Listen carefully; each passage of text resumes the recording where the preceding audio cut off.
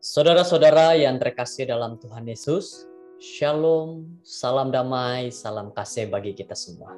Mari kita berdoa. Bapa kami di surga, terpujilah nama-Mu Tuhan, Allah yang baik, Allah yang terkasih. Kami serahkan diri kami untuk mengerti setiap firman, nasihat, agar kami dapat mengetahui apa yang Tuhan inginkan dalam hidup kami. Dalam nama Yesus, amin. Judul daripada firman Tuhan pada hari ini adalah perselisihan dalam perkawinan. Dan ayat renungan di dalam Lukas 22 ayat 24 hingga 27 berkata seperti ini. Terjadilah juga pertengkaran di antara murid-murid Yesus. Siapakah yang dapat dianggap terbesar di antara mereka? Yesus berkata kepada mereka, raja-raja bangsa-bangsa memerintah rakyat mereka. Dan orang-orang akan menjalankan kehidupan kuasa atas mereka disebut pelindung-pelindung. Tetapi kamu tidaklah demikian. Melainkan yang terbesar di antara kamu hendaklah menjadi sebagai yang paling muda dan pemimpin sebagai pelayan.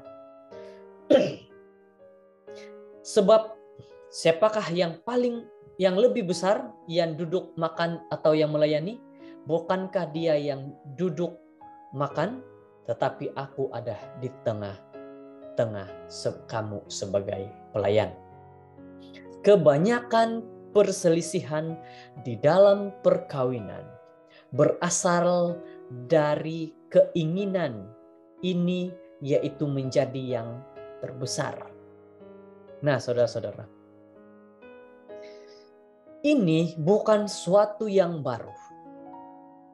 Sebaik saja setelah kejatuhan, Tuhan memberitahu kepada Hawa, kamu akan ingin mengawal suamimu, tetapi dia akan menguasaimu. Kejadian 3 ayat 16.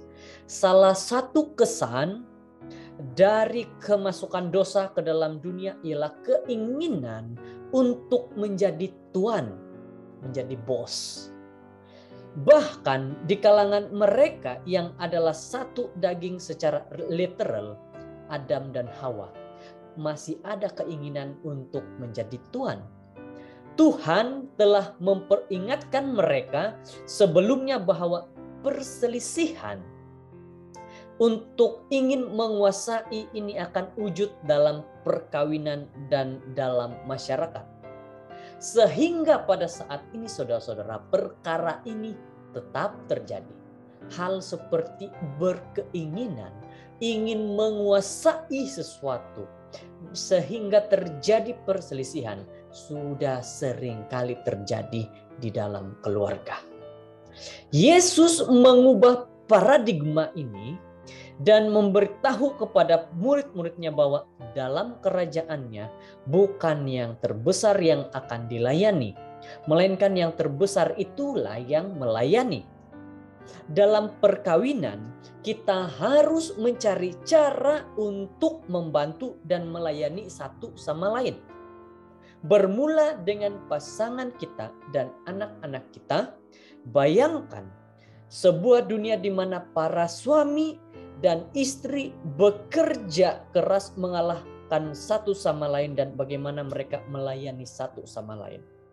Yesus berkata bahwa kita harus bukan saja membayangkan sebuah dunia yang sedemikian rupa, tetapi bahwa demikianlah kerajaannya yang dia mau kita menjadi sebahagian daripadanya. Bayangkan jika suami istri itu saling tolong menolong, saling bekerja sama, dan bukan saling berselisih, bukan saling salah faham, bukan saling ingin menjadi tuan.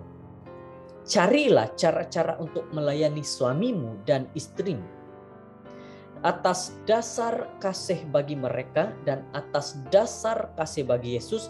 Mereka mungkin tidak terlalu bersikap dalam cara yang melayakkan mereka menerima kebaikan ini, tetapi pada masa itulah kamu perlu berusaha sedaya upaya untuk menunjukkan kasihmu melalui perbuatan pelayanan.